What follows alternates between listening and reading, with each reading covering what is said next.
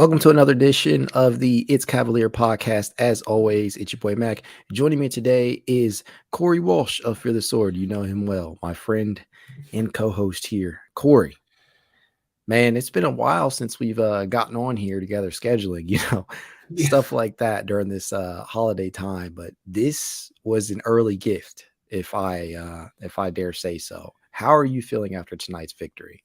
I'm in a streaking mood, Mac. How about yourself? Hell yeah, man.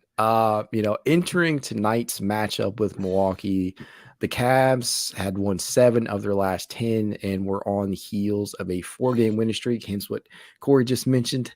Feeling pretty streaky here. One of the multiple streaks that the Cavs have now had on the season. They entered tonight's matchup looking for a 5th straight win, and guess what? They got it. It was not always pretty at times, although we kind of felt like this should have been a landslide, if I can speak for the both of us here.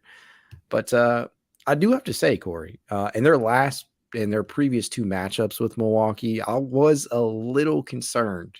After those 2 matchups, I was a little concerned heading into tonight's matchup, even though they were without Chris Middleton. And it seemed like this one was going to be decided after the first quarter, where they outscored the Bucks 20-34, and the defense just seemed to be, there from the jump. Everybody was flying around for some turnovers. And for me, like efforts like tonight really make me feel like this team can beat anybody when they're locked in. But my question for you, my friend, is it's really no surprise. The Bucks really have been a thorn in our side since this rebuild started, since the second post LeBron rebuild started. They have a 5-12 record against the Cavs since LeBron left Cleveland for the second time. And it's safe to say that if Cleveland wants to get like into a deep playoff run, they're going to eventually have to face this team in a playoff series. So my question for you is, after watching tonight's game, it obviously, again, they do not have Chris Middleton. But after watching tonight's game, on a scale of 1 to 10, how confident would you be facing this Milwaukee Bucks team in a 7-game playoff series? I would probably say around a 4 or 5, mostly because the Bucks are battle tested. I think tonight was a good display of, even though this team looked, as you said, down and out after the first quarter, this team is playoff tested, has the veteran savvy to punch their way back into a game with repeated stretches in the game where it seemed like they were knocking on the door for the Cavs. And then they suddenly show up at the end of the game, and it's like a 6-point game, which it could have easily been way worse if Javon Carter didn't miss an open 3-pointer to cut it to 3. So I Starting to just scare think, me. I think if anything, this proved more that the Cavs, if we got into a series with Milwaukee, can easily make it a competitive series. Like, it wouldn't just be a blow by for Milwaukee. I think if we met them, it would probably, based off the way that the 2 teams are playing, it'd have to be in the Eastern Conference Finals. So it would definitely be a competitive series. I think they seem to figure some stuff out. I mean, not having Middleton, who's their second best scorer on a given night, definitely makes it kind of hard to see how they would attack them defensively, because it's easier to just make a wall for Giannis like they did tonight and beg everyone else to shoot them out of the game. And Brook Lopez wasn't a flamethrower tonight. So there was a lot of differences between this matchup and the last matchup. I honestly, man, I feel like I'm at about like a 6-7 right now in regards to this. And again, I know like Chris Middleton's absence means the world to them. He's that impactful for them. He's been an all-star for a reason. He really is Giannis's true second option, and that's no disrespect to Drew Holiday, who is an awesome player in his own right, and any other Buck you want to name there, whether it be Brook Lopez or Bobby Portis or anybody else. But I really legitimately feel like this team, if they play like this, if they play locked in, and I think in a playoff setting, they absolutely would. They could definitely come away victorious. I think it would take every bit of 7 games. But man, like the one thing that this Cleveland team seemed to have missed for much of last season, and this is with Darius Garland being spectacular, with Jared Allen being spectacular, with Evan Mobley being really good in his rookie season. The one thing that they seemed to lack was that one guy, like that one dude who could just take over and score and just, get you a bucket whenever you absolutely need it. Shit, we know Milwaukee has it in Giannis. And I mean, obviously tonight's game was a testament of that. He damn near willed this team back to it by himself. I mean, let this man have 45 some points tonight. Man, it's some light absolutely work. ridiculous. Yes, for him, it just seems like it comes natural. 45 points, 14 rebounds, 4 assists on 17 of 27 shooting. This motherfucker took 27 shots. The next closest Buck took 12. That was Drew Holiday, who shot atrociously from the field, 3 of 12. But I say all that to say, the Bucks have their dude, and they're proven. They have won a championship together. Giannis is that type of guy. The Cavs just got that in Donovan Mitchell, who was pretty awesome himself tonight. I had to throw my Donovan Mitchell jersey on for those of you guys who are watching tonight. But, Donovan put up 36 points himself. So he was really, really, really awesome. And he continues to impress me. But the next question I really wanted to hear from you was, what was the most impressive thing from tonight's matchup on the Cleveland side of things? Because we saw a lot. I think the things that stood out to me most were Isaac Okoro looked very comfortable today. I think I said it over Twitter, but every time Isaac Okoro scores a point, I get like unreasonably excited. Because it's like, oh man, maybe he's like taking an inch towards being back to a relevant offensive player. But at the same time, his defense, you alluded to earlier, Drew Holiday shot horribly. It was no coincidence that Isaac Okoro was on Drew Holiday for a majority of this game. Basically, Absolutely. No pun intended, icing him out. And I think the other thing that really stood out to me was, even though Donovan Mitchell finished with 30-plus points, he ended the half like 3 for 10 shooting wise. So it just shows once again that he's one of these players that at the drop of a dime can pick up the offensive load when needed. And as Milwaukee kept punching themselves back into this game, Donovan Mitchell just kept shoving them Derrick Henry style back to the ground where they belong, as the Cavs are the Eastern Conference elite, or at least the regular season. Yeah, I mean, for me, tonight's probably the most impressive thing of the entire matchup was the fact that they forced 19 Milwaukee turnovers, with more than half of those coming in the first half. Yeah, I think it was 14 in the first half. Yeah, when Milwaukee looked completely discombobulated and disinterested in this game, just completely careless with the basketball, the Cavs are all over it. They forced 19 turnovers tonight to Cleveland's 10. That's just awesome. And Corey, I know you've seen it. Because I for damn sure have seen it. People have been all over Darius Garland and company for turning the ball over and being a little bit too careless. And although Darius finished with a I want to say team high 4 turnovers, it didn't really matter tonight, because when the Cavs needed him to step up, he held on to the ball. He made timely passes, and although the assist numbers won't reflect that, and he made some pretty timely baskets too down the stretch in the fourth. Tell me a little bit about how you've been feeling about Darius Garland over these last 5 or so games. Is he starting to round back into form, you think? I think it's very easy for someone of Darius's caliber that if he's not performing to the level that people are accustomed to seeing, they think he's immediately just like regressing because he's so young, and his season last year could seem more like an abnormality to the common eye than most. But at the same time, like, the reason Darius Garland is so turnover prone is because he's the main facilitator for this team. I think Donovan Mitchell has the ball equally in his hands as much as Darius Garland does. But when Donovan gets the ball, it's not like his primary goal is to facilitate. Darius Garland is a true throwback point guard in the sense that even though he can score from all facets of the floor, he doesn't really want to. He wants to be the guy that gets the ball bouncing around and getting guys involved. That's his like primary, I think that's his like main joy of playing basketball, it seems like. I think he gets more joy out of getting his teammates involved than scoring the flashy buckets that we have seen from time to time.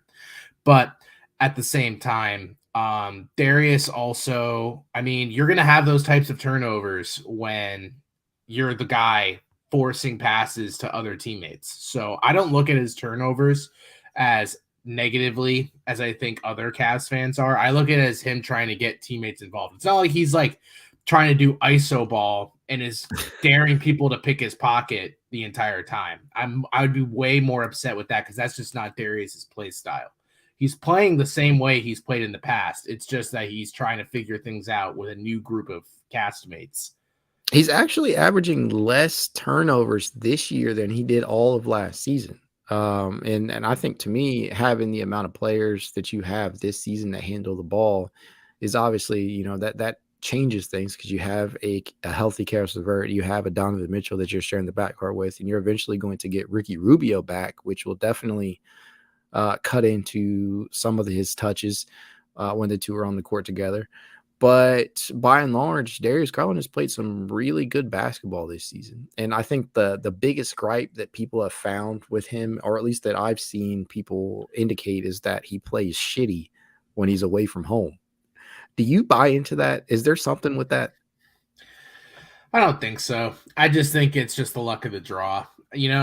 Players, you can't expect a player to have the exact same shooting percentage night to night. And if he so coincidentally shoots better at home when the Cavs have an insanely better record at home than on the road, yeah, that makes sense. It's easier to shoot when you're winning games, and when you're on the road, like the Cavs always, their road story is always the same from start to finish. They get off to an amazing lead. They have a good lead usually going into the fourth quarter, and then they get into a slump and the entire game goes away. And it's not just Darius Garland that goes into a slump, folks. There's other people who shoot the basketball in the fourth quarter. Darius Garland doesn't play all 12 minutes every road game.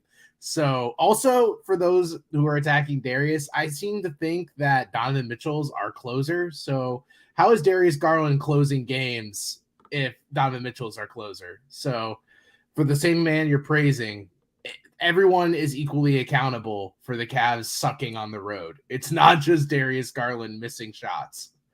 Yeah, I mean, I think when people see him miss a ton of shots, they seem to forget that in a lot of those games, Donovan Mitchell is missing a lot of fucking shots too. Like, it's not just Darius. It happens. It comes in waves with more than just Darius Garland. You see Jetty Osman go through these stretches. You see Donovan Mitchell go through some of them. Karis LeVert, especially. It happens to the best of them. And, we know there's this, it's a cliche for a reason. There's no place like home. The Cavs, with tonight's victory, are now 16-2 at home, which is a beautiful mark. And I hope that continues to be the case as we get closer and closer to the All-Star break and whatnot. But you never know what you're going to get. And as long as the Cavs are winning games, I could really care less about all that nonsense. And the Cavs have proven over the course of this short season so far that they can win pretty, they can win big, they can win ugly, and sometimes they'll win with a complete game performance. Was that it tonight? I don't necessarily think so, because there was a couple occasions in which I felt that the team let Milwaukee get a little bit too close, kind of took their foot off the gas a little bit. But I say all that to ask you, was there any point in tonight's game when you felt like this was slipping, like where we might possibly be heading for an L? Probably in the fourth quarter when it just felt like, it wasn't even like the Cavs were shooting nuclear in the first half. It was more like you said, the turnovers, because as third analyst in the booth who somehow always sneaks his way into the big games, Mike Fratello, said, it's easier to win games when you're getting easy transition buckets, and the Cavs off turnovers, and the Cavs were just taking every opportunity Milwaukee was offering them on a silver platter and turning it into points. And then once the Cavs started turning the ball over, the Bucks did the same exact thing. But then it wasn't really even, I feel like, turnovers in the fourth quarter that killed us. It was just missing shots, which happens. Like, it's not something that like will carry over from game to game, But at the same time, if you're going to miss shots, Milwaukee is one of those teams that when push comes to shove, they're going to do the same offensive set every time. They're going to have Giannis go up top, ram his head down the middle like a bull.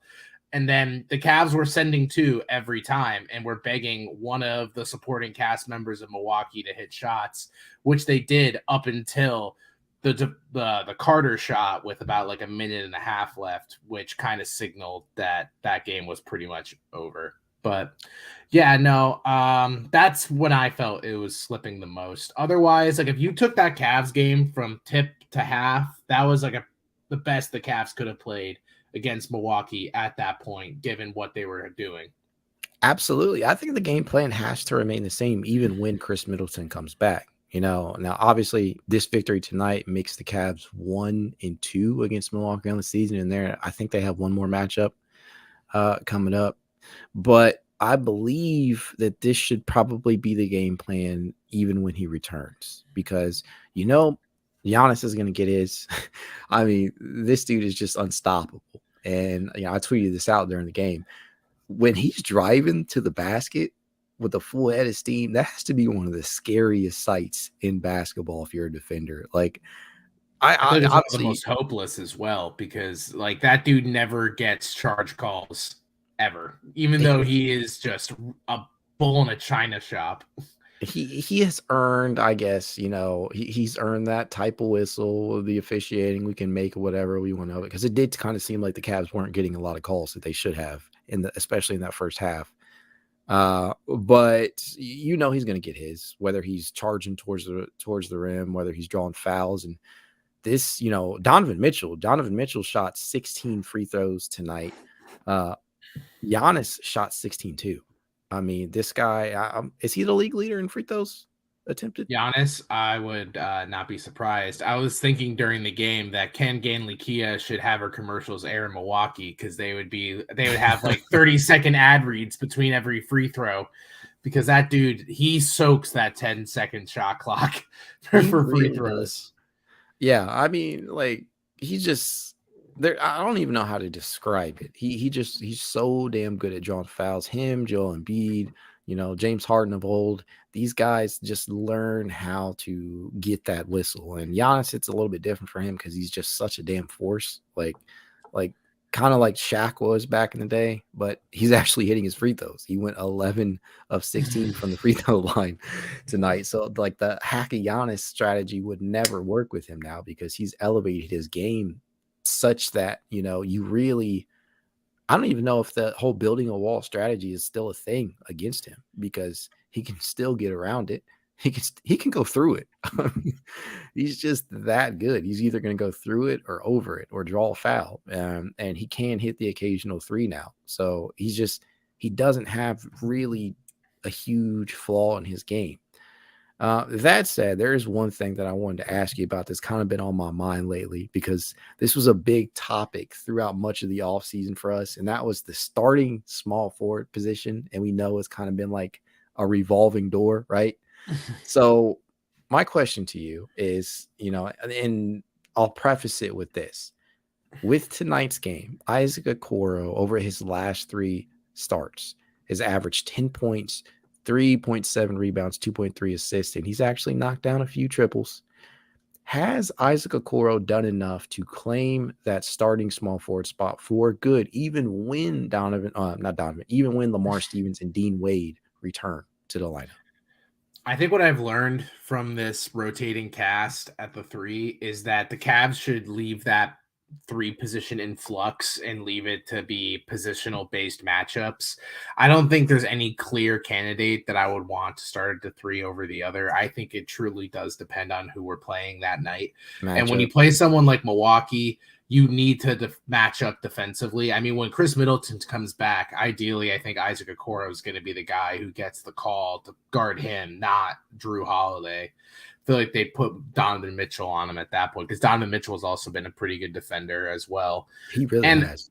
And Karis LeVert is lengthy enough, and he has shown enough effort that he could also do it as well. I think the Cavs have like a bunch of B to B plus options at the 3, but they don't have anyone, in my opinion, that like solidifies what they're looking to do. Mhm. So if they want to go more offensively, they could always go for Dean to stretch the floor. If they want to get some more energy from their starting five, you could always throw Lamar in. If you want true offense overall, you could always put Karras in, but that weakens the bench. Yeah. Isaac Okoro is obviously your defensive-oriented player. And if Isaac's going to be as consistent as he has been and being aggressive off ball, as we've seen in this 3-game stretch, I think that's like the major difference. It's not even that Mhm. he's hitting threes. It's that he's not, it doesn't feel like he's a He's attempting. spectator. It doesn't feel like a spectator on offense. It feels like at times like he would just stand in the corner and then just kind of watch everyone else orchestrate the offense just from a sense of like lacking the confidence. But now we're seeing these off-ball cuts from Isaac, and it's truly showing that like if you just get involved somewhat and keep your defensive matchup honest, good things will only come for Isaac Okoro. And we already knew he was good in transition, so if we can just get him involved in other facets, he easily could be a starting 3 for this team for the rest of the year. I think that's a good way to put it. I mean, everybody offers a slightly different type of faucet to their to the game and to that lineup. Now, Isaac, like one of the most impressive things that I've seen from him over that stretch is that, I mean, over these last 3 games, he's attempted 12 threes, that 4 game pretty much, and his field goal numbers go 11 attempts, 8 attempts, 6 attempts, and so obviously you don't want him jacking up a whole bunch of shots, especially if he's not hitting them. But he's got a 48% field goal percentage over these last 3 games, taking 25 total field goals. So I want him to continue to feel comfortable taking that 3, especially when he has it open, because the defenses just don't respect him enough to send somebody out there full time. Valid. Yeah, and I'm okay with that, because he's going to miss a lot of them. I just want him to take them whenever he has the opportunity. And as you said, I want him to continue to cut when opportune. And you've seen like some of these possessions where he is cutting when he is on the move. He has some underrated vision. He'll be on the move and lob it up to one of Evan Mobley or Jared Allen, or throw a pass you just would not expect him to deal out when on the move. And I think seeing that from him, that's a nice little development too. I guess really what this is really all heading towards is who the hell is going to be in the rotation when all these guys come back? Because, I was interacting with one of my followers earlier on Twitter about, how it kind of sucks to see a guy lose their job due to injury, or possibly lose their job. And I feel like we may be seeing that with Lamar Stevens, who was kind of penciled in at the 3. We saw that with Dean Wade, who all was assured that role until he went down. And then with Isaac right now, all of these guys seem deserving of minutes, and it's only going to get that much more difficult to determine who should play and who should sit on any given night when Ricky Rubio comes back. And I just don't know, man. I like JB's going to have some difficult conversations. So I say all that to ask you, as of right now, full health on the roster, give me your 9-man rotation. 9. I was thinking 10 because this is not the playoffs, JB, okay. Because I don't, as much as I love running my starters 35 plus minutes a game in regular season games. This is the regular season, not even the end. It is the beginning. I am not trying to have tired legs by All-Star break. I definitely would prefer a 10, and I'd have the starting 5 that we saw tonight, obviously, with Karras, Kevin, Dean, Ricky, and then that leaves 1 between Lamar, Jetty. Oh God, that's why it's so difficult, because I feel like that just has to be what JB's been doing, which is just kind of checking the pulse of the game, seeing what he needs. Because people are like, why isn't Jetty going in games? Like, this is bullshit. And it's like, well, if we're up, Jetty, what is Jetty going to bring to the table that we already aren't getting? If Jetty's a player that you kind of like, you push the button if there's an emergency, and it's that we're down 10 and we need someone who's willingly going to go in with that like a chicken with his head cut off and chuck up threes. Literally, this motherfucker is so quick. Like seeing him in transition, like you just kind of, I get that feel good kind of thing going on whenever I see him, sprinting in transition, because I feel like 9 times out of 10 he's going to make whatever layup attempt that he puts up, and sometimes he puts up some crazy shit, which is crazy because 2 or 3 years ago watching Jetty in transition was like just watching the most uncoordinated man sprint full speed at the rim, and I thought it was like Russian roulette if you were going to get a good layup or you were just going to see him throw it to the half court off the glass. Like it looked like a Harlem Globetrotters alley-oop to no one. It literally looked like watching a deer run across the highway full of cars. Like you just never know what you're going to get. Is that deer going to get hit? Is that deer going to fall down and get back up? Or is he going to go straight to the rim? Just crazy. Crazy to see him. I mean, but JB, I think he uses Jetty well. It's not like he's in the doghouse because he's been awful. Jetty has been very solid because we're restricting him to certain games. It's not like last season where Jetty was on fire for the first 33% of the season. We're like, oh my God, is Jetty like a building block for this team off the bench now? And then JB's like, those conversations. Yeah, and then JB's like, actually, how would you like to see no Jetty for about 2 months? And we're like, oh, okay, yeah, that makes sense, totally. Yeah, I know the Turkish fans get really pissed off at that, and I enjoy posting Jetty highlights. I would be upset too if I was from Turkey and our saving grace, Jetty Osman, is being put in the doghouse by JB Bickerstaff. Yeah, I mean, you never really have a good answer sometimes for when Jetty is just not in the lineup, I guess, for anything else than what you said, which is feeling kind of the pulse of the game and seeing what Jetty could actually provide, because there's so many different candidates that are deserving of minutes here, and you can't really pull Karis LeVert, you can't really pull Kevin Love. Those guys are kind of like pivotal key players at this point in time right now. So who you're going to take minutes from? Tonight, Jetty played 17 minutes. And I thought they were pretty good minutes, even though he didn't put up a ton of points, just 6 on the night. But he, whenever he needed to make a bucket, whenever he was rolling out in transition, he made things happen. And I continue to enjoy that. And that was obviously for me heading into this season when I was kind of tinkering around with the rotation that I wanted to see. I did not include Jetty in that because I just didn't think he would be that impactful.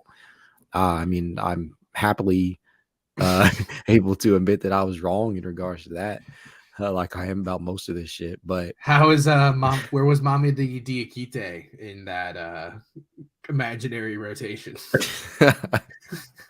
He was still on the outside because we just hadn't seen enough. I think I had.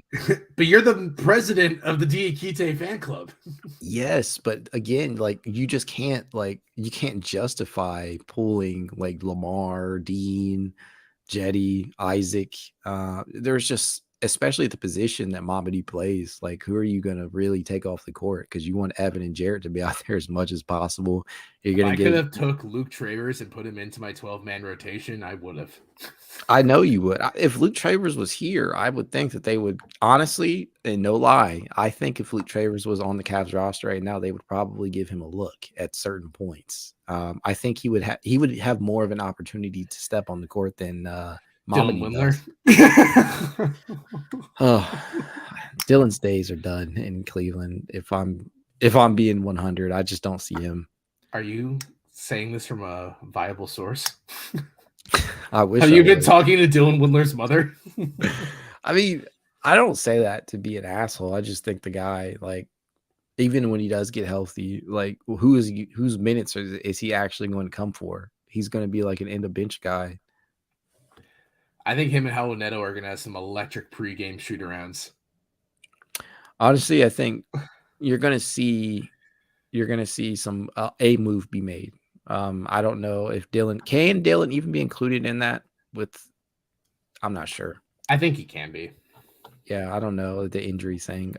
How Robin, Karis, Jetty even, there's a number of these guys that could be possibly included in some type of deal closer to the deadline, but I definitely believe that we might see something to kind of consolidate some of this moving forward. But I time already will had tell. to get the emotional damage of trading JaVale McGee, a great locker room guy, a few seasons ago. You cannot do the same thing with Rolo. If we get rid of Rolo, what do we have left if I can't watch him sit on the hardwood night I after love night? having him mic'd up, by the way. No, I don't like if I had to rank like my top 5 Cavaliers are like the most tradable Cavaliers, Rolo would probably be towards the bottom because honestly, I just don't think a team would be willing to take him on. And How that's dare not you? it's not disrespect towards him. It's just like It's completely if you disrespectful. if you're shipping out Robin Lopez, what are you really hoping to get in return? A cap You know, dump. yeah, exactly. And whoever the Cavs ship out, whoever they would want to bring in, that would be effective, assuming it's likely a starting level 3, going to have to part with a lot more than Robin Lopez. I don't like this Rolo slander. We're getting off topic here. Man, just to kind of circle back in here, was there anybody tonight who you were actually a little disappointed in tonight's matchup? um man, I have to kind of think about it. Nah, if anything, actually, I'm going to pivot and say it was pleasant to see Kevin Love have a pulse again because that dude's been MIA on the court for a few games lately, and maybe it's due to the finger, maybe it's just due to kind of being out of the game mentally because he doesn't feel at 100%. But tonight kind of looked like the old Kevin. He had his swagger back. He was dishing dimes all over the court. Specifically that one to Jetty Osman that no one was paying attention to. Oh man, I will never forget that commercial. Dropping dimes. And Kevin looked great today. I felt Karras was aggressive again, which I like to see. And I think Karras attacking the basket's the best version of Karras. I know the beginning of the season stats would say otherwise. Yes. But we all know who have watched Karras LeVert over the years that his game is not from the 3, and that was a massive outlier. And if you think Karras LeVert's going to be a 3-point marksman for this team come the summertime when it's playoffs, I would not be putting your house on the Karras LeVert over for 3-point attempts made. If I had to say I was disappointed offensively from anyone, I maybe would say Mobley, but I feel like that's because it's very taxing to be guarding Giannis Antetokounmpo on the other side of the floor. So maybe he's not trying to sprint for open jumpers or try to be aggressively attacking the basket when he knows Giannis is his matchup on both sides of the ball. Yeah, I mean, for me, I probably would have pinpointed in Mobley for that, and maybe not necessarily from the fact that from an offensive standpoint, because your point stands. Like chasing Giannis around or trying to stay in front of Giannis is a job unto itself. Like that's a lot of energy expended. And then you look at the fouls. Like Giannis drew some ridiculous fouls on Mobley earlier. And I don't know if can you even argue like Mobley put himself in a bad position on some of those, or his were they assignment valid? is literally to guard Giannis. And if Giannis is running right at him, do you think JB would be more pumped if he did like the luchador technique where he just skirted to the side and let him just get wide open layups? It's just like you basically know when you face Giannis, you're gonna be your matchup isn't even against him. Is the ref going to allow us to play an aggressive form of defense, or am I just going to get the whistle blown on me every time I put some effort to try to stand in the way of this freight train coming right at me? And unfortunately for Mobley, the refs weren't really allowing anyone to play defense on Giannis. And so that's why I was kind of excited that Kevin Love actually looked good, because he got thrust into the game with like 9 minutes in the first quarter. So it was a long stretch for Kevin Love that I don't know if he was necessarily anticipating tonight when he put on his uniform. I doubt he was either. Kevin played 29 minutes tonight, 9 rebounds, 9 points, 5 assists. That's impressive. The 5 assists to me. Kevin Love continues to look like a semi-point guard. A Or point pseudo forward, point baby. guard Let's rather. go. Yeah. He's always had that ability. He has some pretty underrated vision himself, and I know we were kind of talking about Isaac Okoro showing some of that, but Kevin Love really has throughout his entire career shown the ability to move the ball The Cavs bench in its entirety contributed, I believe, 21 points on the night between Karis LeVert, Kevin Love, and Jetty Osman. Not bad. Kind of in Not great. line. No, yeah. I mean, it's not a great night either. I mean, it's kind of in line with the Cavs bench as a, just over the season, towards the bottom of the league in points per game. A lot of that people like to say is because of the pace that the Cavs play with. Oh, the lethargic pace. Yes, how slow things can be. But I like to attribute that a lot of the time to the fact that the Cavs bench just shoots terribly on most nights. I mean, when you got guys like Karis who we want to succeed, putting up 3 of 10 stat lines, and Jetty Osman kind of being cold every now and then Kevin, until tonight was really not great himself. You just never know what you're going to get. The good thing was that the Bucks bench was not any better. They also contributed 21 points on the night. And was that like all Grayson Allen? It was pretty 6, 6, and 6, and 3 from Joe Ingles. You got you want to talk about an impressive defensive performance. The Cavs absolutely shut down Bobby Portis tonight. Bobby Portis is actually, I believe, averaging a double-double off the bench this season. And they held him to 6 points and 6 rebounds on 3 of 7 from the field. They did a masterful job on Bobby Portis. I'm just backing that up right now. Yeah. Fact checking. 13.8 points, 10 rebounds from Bobby Portis on a nightly basis this season. Cavs held him to 6 and 6. It helps when you have your 7-footers just all over him, and I'm pretty sure it took his bug eyes and put him right back in his sockets after seeing 2 7-footers looking at him every time he tried to touch the ball. I mean, I think a lot of Bobby Portis's points are usually from stretching the floor, and if Giannis is just putting his head down, I don't think the first person he's looking to in the corner is Bobby Portis, which is why people like Marshawn Beauchamp, Javon Carter, and Grayson Allen, I felt like we're shooting a ton of threes tonight, which is why I was wondering if Grayson Allen was the leading bench scorer. But yeah, good stuff. Clamping down Bobby Portis like that. Yeah, Grayson Allen was actually in the starting lineup. I think he's been starting for them, but I don't blame you for thinking that. But God. He was they shut him down too. Oh no, dude, you're good. He 6 points from Grayson Allen, 2 of 7 from the field. So as we were talking about before, they really, really just said, okay, we'll let Giannis go to work, and we'll just kind of make sure that everybody else you'll have to step up. That's exactly what Cleveland said to Milwaukee. Like, you can have Giannis and his points, but let's see somebody else step up. And so nobody else provided, a high level amount of scoring outside of Rick Lopez, who was the next highest scorer for Milwaukee with 14 on the night. Just good defensive effort all the way around, and just another feather in the cap of this Cleveland defense in general, who is tops in the league still, right? Yep. I want to say they still have the best defense in the league, and tonight that kind of showed, despite Giannis dropping 45 and 14 on us. He can do that all he wants as long as the rest of the team is shooting pretty abysmally when given the opportunities. Yeah, I just, playoff 2s are worth less than 3s. That's, we were just talking earlier about how there's no significant flaw in his game. Like, that's the only thing right now. The consistent 3-point shot from Giannis, that's the only thing that he can really has to add to his game. And, until that happens, teams will continue to try and build a wall against him, just like Cleveland did tonight.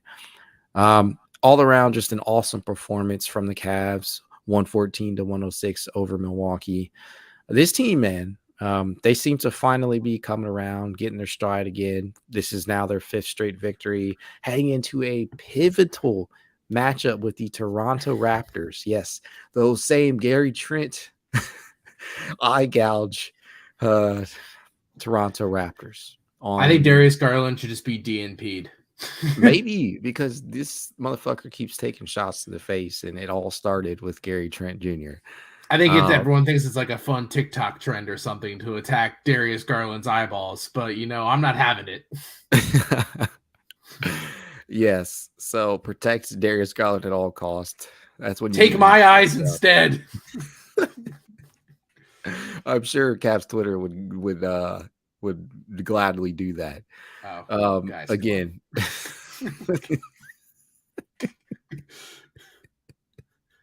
Hey, it's you or Darius. yeah, I guess I would probably choose Darius over myself anyway. I'm selfless like that. I can do a podcast blind. It's fine. Oh man, Toronto on Friday. Before we get out of here, are you feeling good about that matchup? Toronto is crumbling at the seams, and I'm loving every single minute of it. And you know what? This is just further proving that Scotty Barnes' award was fraudulent. And I am totally fine with that. If you want Ben Simmons type players winning player rookie of the year, that's fine. It should have been Evan Mobley. I would even have taken Franz Wagner at this point. Raptors are going down as long as Darius is DMP'd. I mean, they're having a tough go right now. And as I'm looking at this injury report for Toronto, we can rest and sleep well tonight knowing that Gary Trent Jr. is not listed as available for that matchup. Oh, no. If he was, I will personally send Darius eyewear that he can wear during the game, like Wendell Carter-esque goggles. He needs them old Horace Grant goggles. Dude, I take him out of the Orlando history vaults and just give him to him, please. Yes, protect this man. I'm so tired of seeing Darius Garland being slapped. I don't need Bally Sports instantly having the highlights either of him getting assaulted on various occasions. I've never seen John Michael more excited than doing the play-by-play of watching every single player attack Darius's facial bones. They're trying to break one man's face in various areas. Toronto right now is in the 10th spot in the East at 14-18. So I do feel pretty good heading into this matchup against them. Hopefully, things work out fine. It's really like, can you contain Pascal Siakam? Because Siakam right now is on a different level. And if we have the same approach that we did tonight, I think it's going to be pretty successful against Toronto. Because Toronto, unlike Milwaukee, is not filled with shooters. They're more just filled with length and terror. And as Dr. Claw says, booty finger defense. So that's the best thing I've heard all day. Following that matchup with Toronto is one that I'm kind of looking forward to, and that is a December 26th matchup with the Brooklyn Nets, who are also a very hot team right now. They are 4th in the Eastern Conference. I'm not sure if they played today, but they have won. They did. They were beating the Golden State Warriors 93-43, I think, at the end of the second quarter. Jesus. Oh, my God. Okay. It was like 52-17 at the end of the first. The Warriors came back. They did. Is it still going on right now? No, it's 143, 113 games over the Nets won. Okay, so I'm assuming that their win has been factored into this, but either way, 7 or 8 straight victories for them against some pretty quality competition, as you no doubt just said. Just a light waxing of the defending champions. Yeah, some light work. Stands Steph Curry, but nonetheless, playing very good basketball right now behind the likes of their big three. Do they scare you in the slightest? And we know what Kevin Durant's capable of. We obviously know what Kyrie Irving is capable of. Ben Simmons, I guess he's played better as of late. But do they scare you? He hasn't played. He hasn't played? Oh, no, I'm saying he just hasn't played, so he will always play better. Okay. Do they scare you in any sense? Do they actually put fear into your heart in regards to the Cavs? No, they intrigue me though, because they offensively will challenge us defensively, because the strengths of their offense don't match up necessarily with the strengths of our defense. We're more of an interior defense than a perimeter defense. And between Kyrie and Kevin Durant, they don't really like to go to the basket as much anymore. Kyrie is a very crafty finisher on the glass, but I think Kyrie over the years has preferred to not take hard contact at the glass. So I think it should be very interesting. I am excited to watch that game, I think, more than just most people looking at that matchup on paper. Yeah, and as I'm looking at their injury report, the only player that's listed is out is actually Kyrie. So I don't know if that's DNP, actually calf. yeah. I don't know if that's actually going to hold up. Who knows? It probably will. But to say that they blasted the Warriors like that without Kyrie even being a part of it, that's ridiculous. I'm looking at this stat sheet right here, and pretty much everybody scored. Every single net scored except for Kyrie, who was out, obviously. I mean, it puts into context for those listening who didn't watch the game. The leading scorer for the Warriors was James Wiseman with 30. So that tells you how that's going. Yeah, not great. Jordan Poole 4-17. I love their misery. I love the misery. I tweeted out earlier asking, do people honestly think the Warriors are going to make the playoffs at this point in time with Steph's injury news? Do you think they're going to make a run at the playoffs? I think they're a pretty deep team. I wouldn't be surprised if they at least make it to the play-ins. I would be shocked if they didn't make it at all. I think they're too talented to not make it. We obviously know that the East has been the better conference this season. No team, I believe this is still accurate, has won 20 games yet in the West. The Nuggets and the Grizzlies are both at 19-11 as of at least recording this. The Warriors right now are in the 11th spot at 15-18. That could be 15-19 depending upon tonight. But it's not looking great for them. And I delight in that. I always like to see the mysteries not do. I always like to see the Warriors not do well. And you're a very cynical man, Mac. When it comes to the Warriors, yes. Anytime the Warriors are doing bad, I just I feel a little bit better, especially if Cleveland's lost. I can. Obviously, you don't wish injury on anybody. Hopefully, Steph comes back, sooner rather than later. But I do like the fact that they're losing games. You made that abundantly clear, Mac. I don't think the listeners are confused on your message in the slightest. All right, man. I think we've rambled on enough here. Any closing thoughts on tonight's matchup? Must really stink to think that Grayson Allen was a bench player tonight, but he played in the starting lineup. That must be embarrassing for whoever thought that. Thoughts and prayers with that person who won't be named. With that being said, like we always tell you guys, if you like to reach out to us, you know what to do. Leave a rating. I'll mess this up every single recording. Do you know that? If you want to reach out, I do know. At It's Cavalier _pod on Twitter, TikTok, Instagram, YouTube, and more. If you want to be added to the exclusive It's Cavalier Discord chat, you know what to do. Leave a rating, leave a review, send a screenshot of said review to itscavalier53@gmail.com, and we'll send you an invite. That said, go Cavs and have a good night. Go Cavs.